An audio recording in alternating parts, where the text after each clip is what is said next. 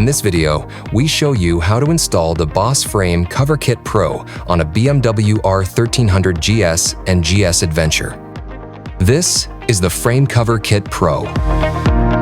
Inside the box, you'll find several components required for the installation. We start by removing the original protection parts. To do this, we loosen 2 bolts.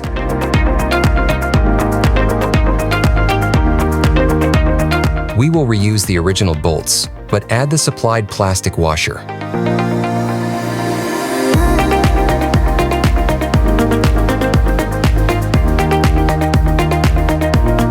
Then we tighten the bolts again to secure the new frame cover. Repeat this process on the other side of the motorcycle. And that's how you install the BOS Frame Cover Kit Pro. Enjoy your ride.